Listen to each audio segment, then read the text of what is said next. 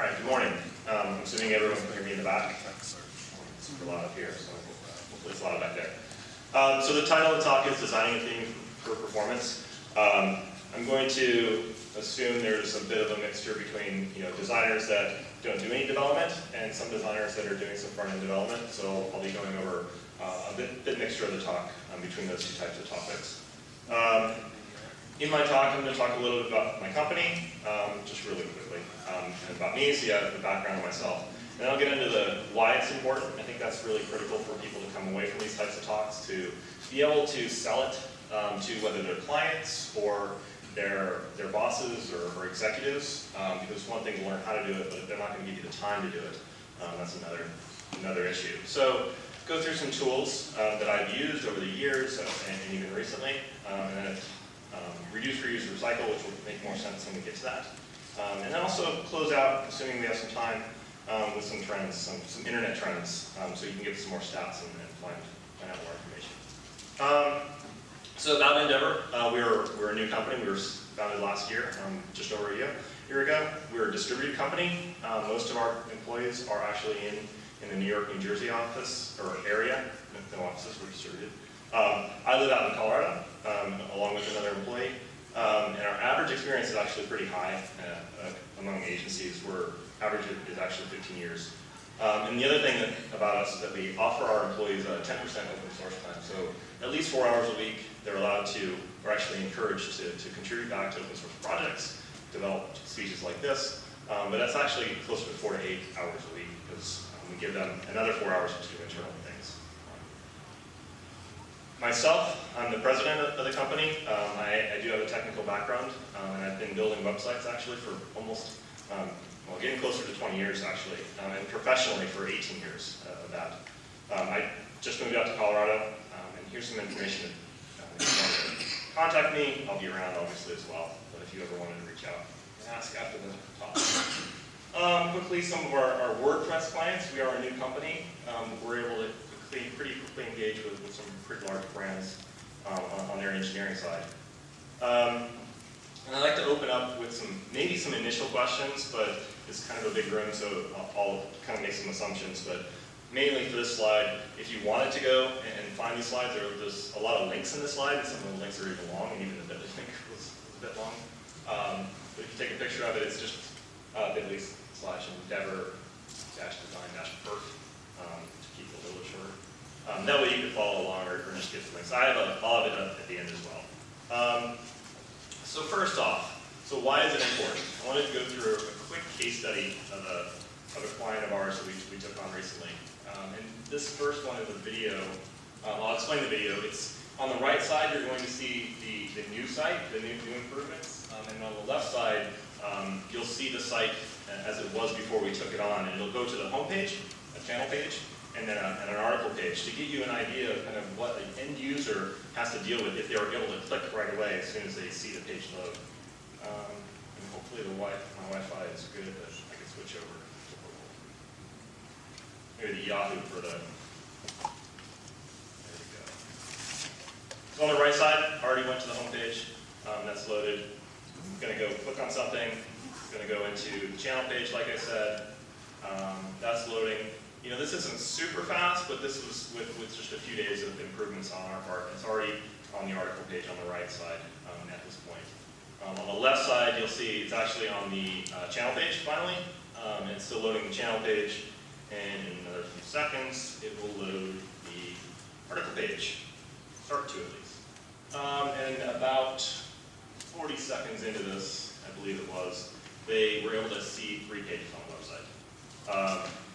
So as you can imagine, a lot of users were dropping off on a site like that. I mean, this is an extreme case, but even incremental improvements do make a difference. So this was some of the initial stats from Google Analytics. As you can see, their stats are pretty much like any normal site where you go up and down depending on the day. They have good articles certain days that get picked up by Facebook or users. But then around May 22nd, just after that date, is when we started making the improvements over the course of 3 days, just a few. And the sessions climbed pretty dramatically, as you can tell. Now, here's the actual stats. So sessions were up. This is a month's worth of data. So a month compared to the previous month, it was up 67%, users were up 57%, page views were up 47%. Now this has had a few things. It wasn't all, oh, all right, we fixed their site and we're just amazing or anything like that. They had some really great content along that time as well. But they've had really great content before, and they couldn't have spikes. And the problem was the site was going down. So when we took over, the big thing wasn't just to make their site faster to help the end users, it was also just to keep it stable. So when they would get spikes, they couldn't have this increase because they couldn't maintain it. So there was a little bit of that as well. But the idea is if your site is responsive, people are going to share it because they're going to see it faster and they're going to get a good impression of you. But also, if they don't see it at all, they're never going to share it, clearly. And some more information, so why else, right? Because mobile. Mobile devices are typically, smaller devices are typically on, they're a mix. There's sometimes you're on good Wi-Fi, whether you're at Starbucks or at work, but a lot of times you're on the go, seeing sites. These are graphs showing the trends of it trending up. For 303 magazine, which was the site I showed before, their traffic is actually 87% small device. So they're even more critical to start to focus on the mobile devices and the front-end performance of those. So we talked about data speed. The smaller devices, they're looking at a smaller area of your site, and if it's not loading and something else on the page is loading, that's obviously a bad impression as well. And then the third one I want to talk about, and I've talked about this quite a bit in the past, and I used to have this slide and saying, in 2010, Google came out with saying, if people aren't going to improve their performance, it's going to start getting into the algorithm. That happened. They put it in there. If you improve your site performance, you went up a little bit, or at least stayed stable. If you didn't, you started to come down on their algorithm. But unfortunately, we as an industry, as a web development industry, didn't really adhere to that too closely, and we kept adding, at least big media companies kept adding more tracking, more images, bigger images, custom fonts, and we'll talk about that later too, for better or worse. So we didn't listen to them, and then they decided to come out with Google AMP, and then Facebook came out with instant articles, and basically, so any traffic coming from there, they want to use those, because those are highly performant and tied for their users. So now we're not stuck, but we can style these a little bit better, but we've kind of been pushed back into a bare minimum for that type of traffic for the most part. Because now if we don't use AMP, well, that's of course going to be part of the algorithm, and they're going to not go to the regular site anyways. So you can style it more than we've styled the one on the left. That's our site where we haven't spent a lot of time making it great because we're an engineering company. We're not a design agency. But we'll eventually add some style, our brand colors and things like that, so you can add that. But what you can't really add right now is a heavy amount of tracking, the type of, if you wanted to do some testing and things like that, those are much more difficult for these. So we're going to be limited for a little while again. Some tools now. So we talked about why. I want to get into some tools. This was a tool I showed you a minute ago. This is an interesting tool because it's not really going to help you fix your site, but it's an interesting way to test your site. You can test it in the way I showed you before, where you can make some improvements, see how visually enhanced it is. You can compare yourself to competitors, if you'd like to do that. On the right, the one drawback, so I'm comparing Drupal.org to WordPress.org. But thankfully, both of these have actually switched to HTTPS, and this tool actually doesn't, while it's served off of HTTPS, it can't make those requests at the moment. So it's a little bit limited where you'd have to do non-secure sites or fake that for yourself to be able to test two non-secure sites. But it is a pretty good tool for quickly showing either yourself or stakeholders why the site needs to be better. Another great tool is books. This book in particular, I've read before. It's done by a woman, Laura, who runs the engineering, or a engineering team at Etsy. Etsy is a company that has a lot of open source that they've sent back, a lot of talks, a lot of contributing back, and her team, I believe her team is primarily focused on performance, so there's tons of information that you can find from her. But the book is actually really concise. It's not a massive book. And the other good parts about it is that she actually donates all the proceeds to a few a few areas of education for underprivileged people or things, a few other organizations that are really great. So it's not about making tons and tons of money for yourself, and it's a really good book also. So another tool that I wanted to talk about is, not for ourselves, but we built a dev, well, we call it a dev stack that is a virtual machine. So as a designer, you may not understand how to do this necessarily, but if you're part of a company with an engineering team, or if you just follow the basic instructions, what this allows you to do is basically monitor a site, a number of sites, a number of pages over the course of however you'd like to do and get some great stats on that. And it's free because these are all based on other open source tools. So we've basically put them together in a way that it's kind of all in one box that allows you to do put 3 tools together. So sitespeed.io is one of them, and that's the URL right there. So on its own, Sitespeed will, yes? Is there a way to expand that? How did that happen? Oh, right, because I switched. Sorry. I can probably zoom in too. There we go. Much better. Thanks. So the first one up on top, the sitespeed.io. They're an open source product that allows you to do, the bulk of what this does is put in different sites. It'll monitor them for a ton of different data. You then have to get that data into someplace, and they have documentation, and we've put it into a tool called Graphite. And Graphite comes with, out of the box, a pretty nice graphing. At least it shows all the data, so it kind of looks like this. So you can start to look at all the data points and evaluate them again over a course of time, because you're going to make some changes, which we can talk about later, and it's going to make some improvements, but it possibly might make some it might degrade some other things, and this will monitor the entire website for you. But the nice thing about the open source world is that always people are improving. So Grafana is a dashboard tool and a graphing tool, which makes it look a lot nicer.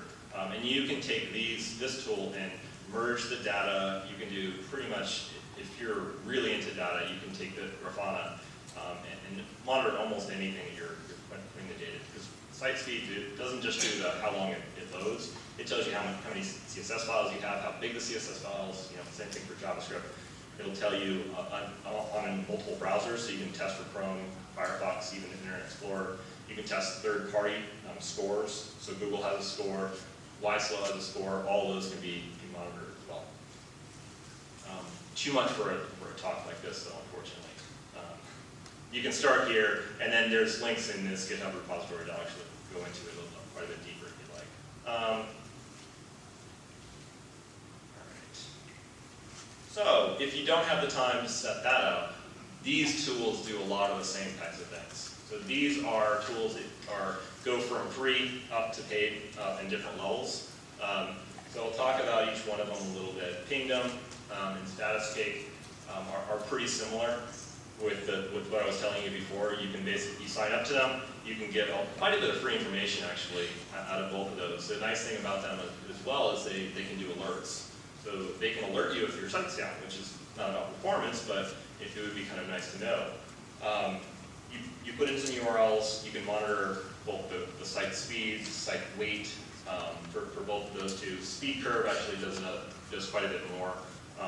The pricing though, the top two are pretty cheap as far as you can monitor quite a few sites if you're a freelancer, a smaller agency, or if you have just a number of sites in your company for relatively inexpensive. And I'm talking about teens to $20 or $30 a month for the top two.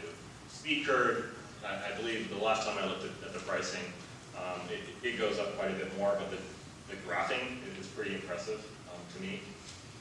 New Relic, which I should have put maybe in a little bit different order, does quite a bit more, and is also can be quite a bit more expensive. But the amount of data you get for your entire stack of development, so the whole back end all the way through front end, is impressive. But it does have a front end component as well, just like these other three that can monitor.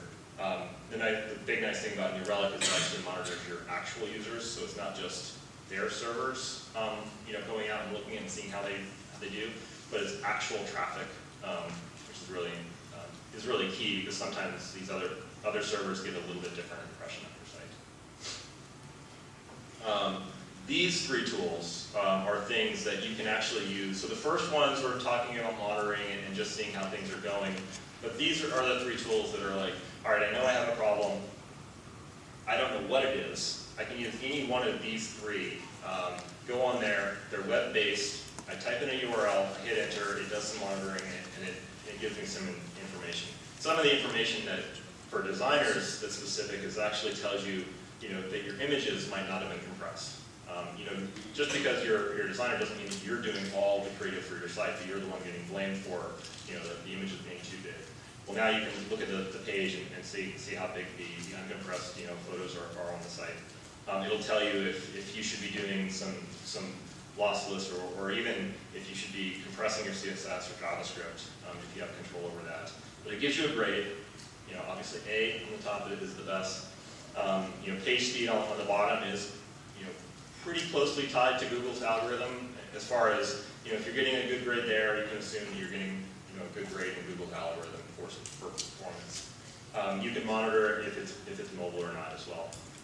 I use these again when I'm if I know there's a problem, I need to go in there and evaluate it really quickly. So while I can look at the site and do other things manually, I can just go here, put in a URL, and let it run for me. Another thing is hosting. If you're hosting on a cheaper host, and if you have performance problems, this is one thing that you can take a look at pretty quickly if you're hosting on a cheaper host. A lot of sponsors out there that do hosting. I don't think any of those are in this bucket.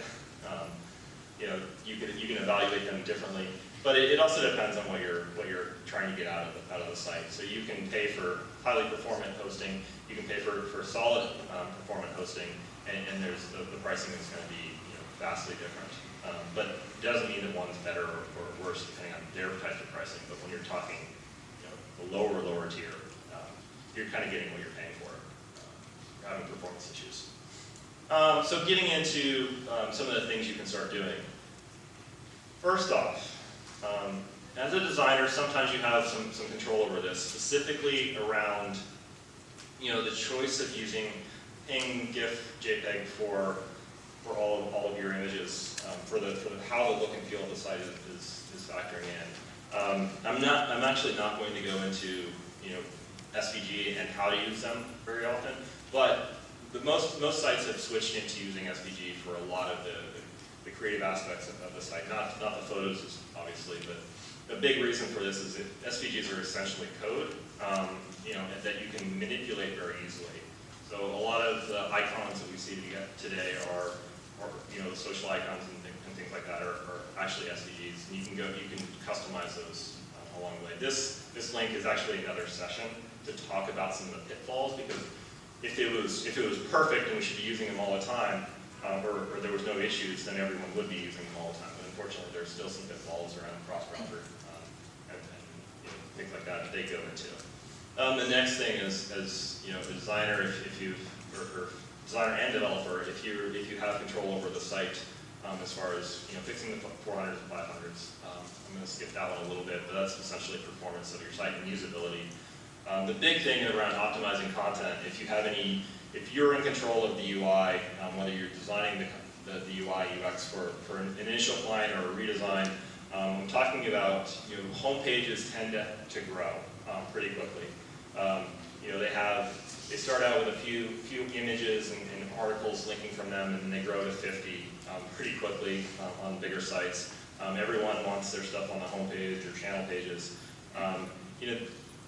The amount of stuff that you're going to put on the home page is going to greatly reduce the performance of the site, whether it's images or just content alone. The other part of it, as you know, would be just usability and how much they have to scroll. So optimizing their content, whether you have control over that or if you can encourage others, is pretty important for performance. Talked about this a little bit before. This is what the thing on the right is about, aggregating your CSS with JavaScript. If you're pulling in a lot of jQuery plugins for some usability stuff, some cool animations or things like that, what you're going to see on the right is going to start to add up on a WordPress site or any site really. So you've got, I blurred this for good reason, but if you can imagine that the top section on the blue is like 10 style sheets, and the bottom is like 30 JavaScript files, it looks like. So there's a lot of different libraries going on here. A lot of things can be done in a few lines of code. A lot of things can be done with a little bit of research. If you have access to a development team, they can help you consolidate that, so aggregating that, but also just eliminating some of it possibly. But then, of course, you could add other JavaScript libraries to do lazy loading. So I'm going in the anti-part of that. But lazy loading, if you're not familiar with that term, the best example is pretty much any app that you have, a native app, so whether you're on Android or iPhone, as you're scrolling through images, they're loading, right? So when you open up the app, if it's a news app or Facebook or anything like that, the images that you see are the ones that have loaded. You scroll up, and then they start to load. That's what lazy loading is. You can do that on the web as well. So whether you're desktop or responsive for a smaller device, you can still do this, and especially for the smaller devices, because again, we talked about they're on the move, possibly. They may or may not have a great internet connection. So having them load all the pages, and maybe your page is not responsive until those images are loading, is a major hit, because if they only have to load 3 images versus 20, instead of having to load the images, they can actually be loading the content that you want them to see. Oops, this is too long. All right, so some of the better parts about a WordPress site is that we can contribute back or utilize the contributions of others. So these plugins are specific around images that are all freely available. If you use them, you can obviously contribute back if you have different issues. You can also make requests for them. The first one is actually an automatic Jetpack. It is the main plugin, but it has a number of what they call submodules now, and Photon is that. So Photon will, so rather than if you spin up, or if you have your WordPress site and you upload images, all the images are served from your site. So you have content and images served from your site. Just by enabling Photon, it actually basically puts those images on automatic servers, essentially.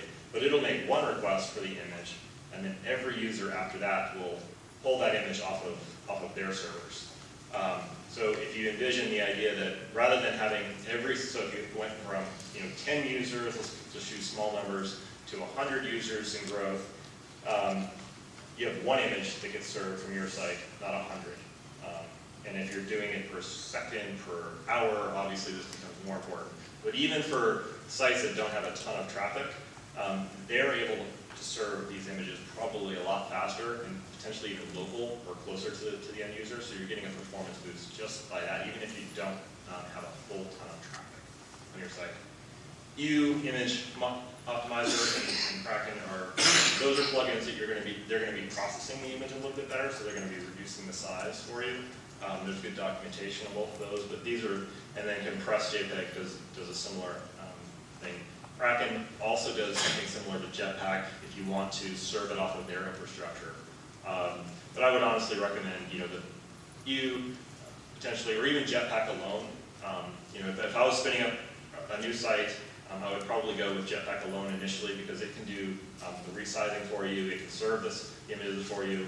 It's hosted by Automatic. So the WordPress.com infrastructure is behind it. So we went through that pretty quickly. So hopefully we have a lot of questions. But, oops, I'm going to go into the trends page. So this is what I talked about earlier about talking about some trends. So it's one thing to talk about performance. We all say, oh, it's important. But unless you're getting stats and data from different places, it's not going to mean much to the people, like I was telling you before. Unless you're running your own company or running your own site and you do everything and you can tell yourself that, oh yeah, this is important, I'm going to do it. Most likely we work for someone, whether it's a client or a boss, that we have to tell them how, why it's important and why why we need to make these improvements and spend time or money on it. This is going to tell us a little bit more information about the web in general. So it goes back. So if you're not familiar with HTTP archive, essentially HTTP archive is, in my opinion, the archive of the web. It spiders the web. It spiders a bunch of data around the web. It does some caching, I guess, of websites. But this site, or this page on their site, trends.php, will actually aggregate a lot of that data and give some interesting graphs about how things have progressed. So it's only showing us back to 2010. I would love to show you kind of the whole gamut of the web, because it's actually an interesting kind of pattern that I can talk about. Basically, what we've seen over the years is that sites were light. We decided that as designers or visual people, we want to add more images, more interactivity, so the sites started getting heavier again. Then we found out that, well, people don't like the sites that are looking pretty because they have to wait 5 or 10 seconds for them to load, so then they got light again. You can envision a graph. I'll probably show you one down here that does something like that. Like the CSS transfer sizes. So we keep going on this pattern. It's a cycle, essentially, that we get ourselves into over web development. We've probably done it about 6 times as far as getting sites that are bloated. We shrink them down to a certain amount. We don't shrink them down to the original size, but their bandwidth changes and gets better. But if you look through the stats, it's an interesting cycle of how things are going. We're kind of on the cycle again where we're shrinking them down, especially with what I talked about with Google AMP and Instant Articles, because they're the major players as far as driving traffic. So if they're going to push us to do something, the size of the web in general is going to shrink again for a little while. But then we'll be able to add enhancements to that. But you can go to this page and look at some different stats. So one key one, scroll down. It's all the way to the bottom. It's the one I like. Oh, wait, I looked at this just last night. Yeah, there it is, the red one. So we still have them out there, but over the last 6 years, at one point it was like 80 or 90% because all ads had them in them. So basically all sites that needed to drive revenue had them in. So we're down to about 15% according to their stats.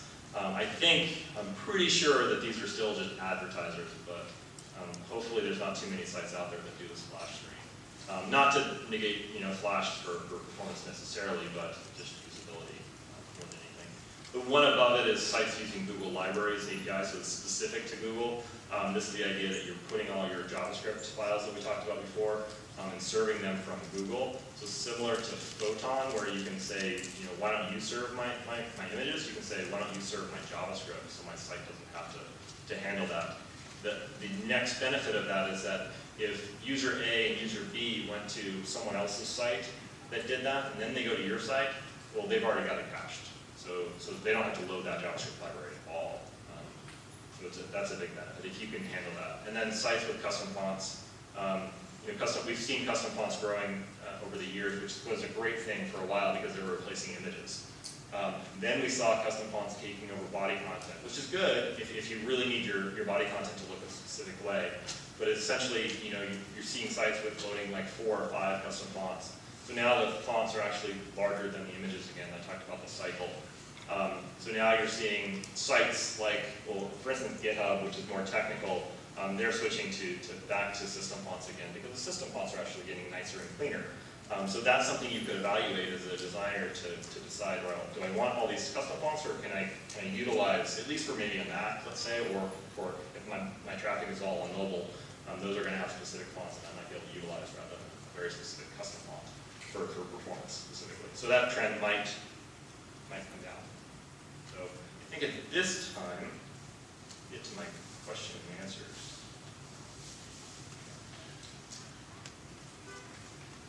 But first, for a quick review, we did talk about why it's important based on a case study and some data. This is something that you could find article after article about these types of things. So if this wasn't, directly to your point, I didn't go over like an e-commerce model. I've done that in the past. So if you're an e-commerce site, there's a lot of data around that. We did talk about a few tools and a few ways of implementing some of those tools. And then quickly about the trends. So transition into questions. So I got 10 minutes. Great. Yes. Okay.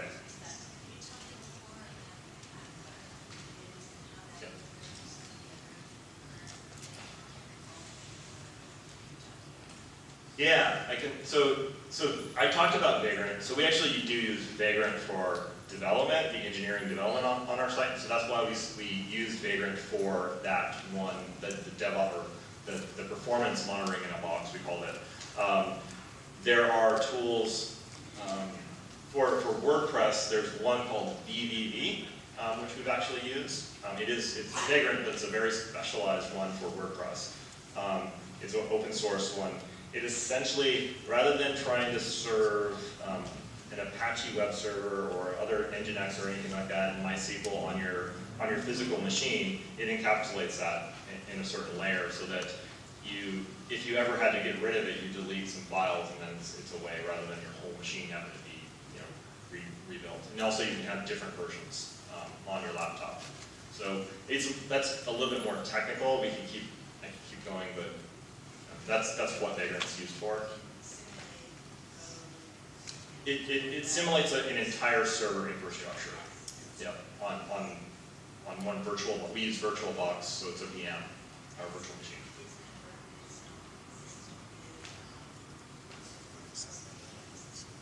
It is compatible, and you can actually do it for.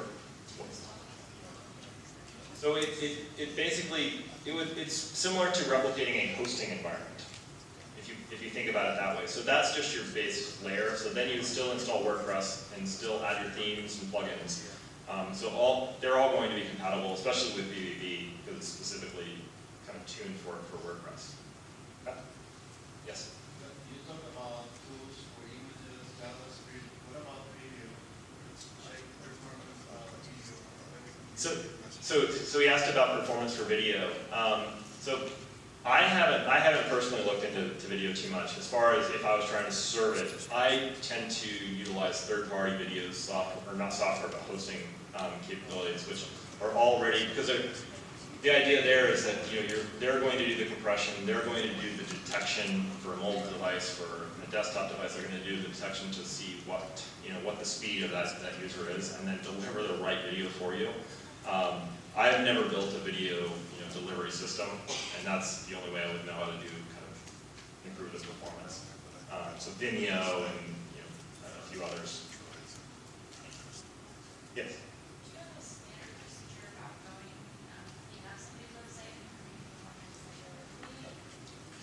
Yeah, so walking into, she asked if I have a standard procedure for kind of going through if I'm, a site that's broken, or not broken, but badly performing. So I'll walk through the 303 one pretty quickly. So the first thing I evaluated on 303 was, the front end a bit. So I used I think I used YSlow. I use Chrome, so I use developer tools inside of Chrome. To get an idea, is there like some low-hanging fruit?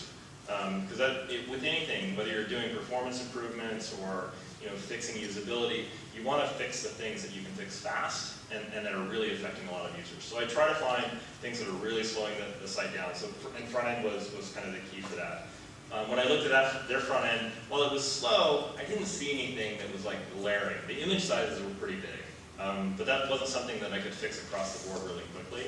So that's why I had to move back into the back end infrastructure, and I used to pitch them a little bit New Relic that monitored the infrastructure, and that's immediately where I saw that. I didn't even have the code at that point, but I could tell immediately that it was in the theme.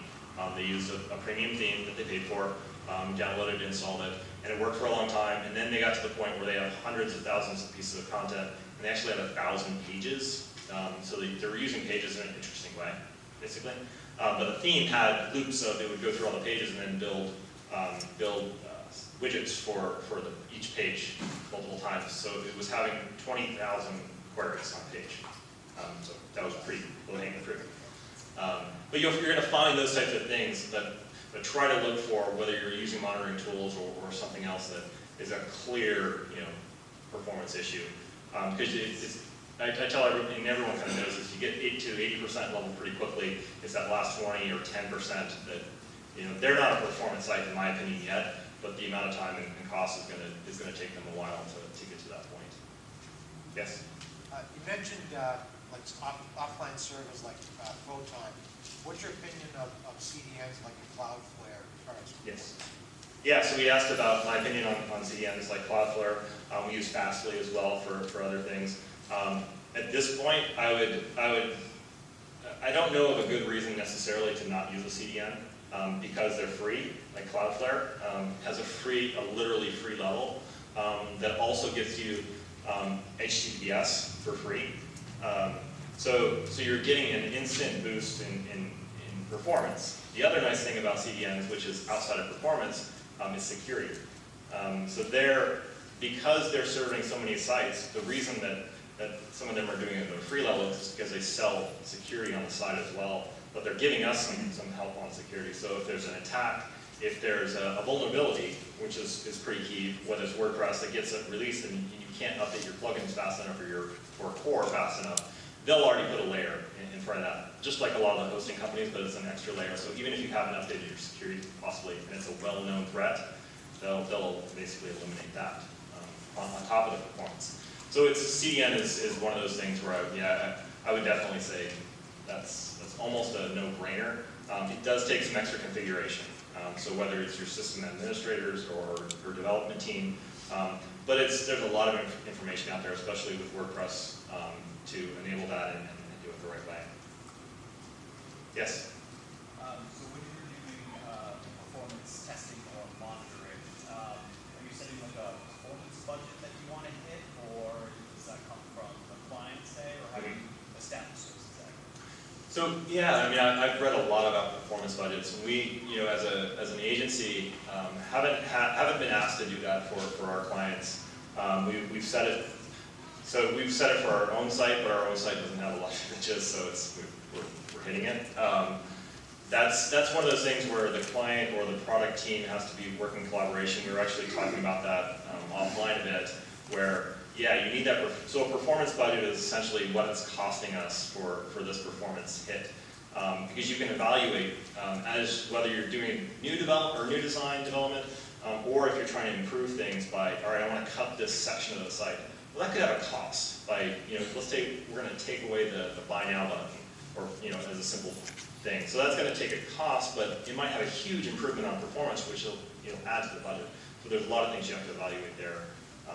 And there's a lot of science around it, but I think it's a lot more art with science. And it's a long-term thing that you can evaluate, adjust, and then get the formula right. Thank you. Yeah. Can do two more? Two more? Oh, two more? Yes. Oh. Two more, or maybe no more. I don't see any hands. Oh, one more. What about HTTP2? I couldn't hear you. What about HTTP2? As far as utilizing only HTTP2 now, Yeah, how does that factor into your performance? I mean, at this point, I don't even think of it as, I honestly don't even go there at this point. I just assume for mobile in most devices or most browsers. If I'm answering or thinking the same thing you're thinking, it doesn't look like I am. Well, I don't know that much about it myself. Okay. Apparently, you don't have to worry about the HTTP requests as much. So, I mean, there's one thing around browsers that's close to that would be the number of requests a browser can make parallel has gone up a bit. So at one time it was 2, if you can think about that. So if you have 20 things on a page, i.e. for a long time, even Netscape and things could only request 2 things at a time. So wait, request 2 things, wait, request 2 things, wait. Then went up to 10. It's essentially non-existent, but there is still a limit, and that's why the aggregation of condensing the number of things you have on the page, doing the lazy loading so that you're not trying to load all these things and you have to figure out what's important. So that does have a performance impact. I have a question about, do you use site caching plugins at all, like Total Cache or anything like that? And what you feel is probably talking about low-hanging fruit, just one simple configuration setting that I think does the most benefit to the site? So I've moved away a bit for the site caching plugins on the sites that we build a lot of times, because a lot of the managed hosts now are doing better at about caching the data, and then with the CDN caching the images, and we're building so it caches the HTML as well. we were using, W3 total cache for a long time on certain things, and then that gets a performance, it degrades on certain things when you get too much content, so I don't have a good answer. I think that's it. I'm out of time, I believe, looking over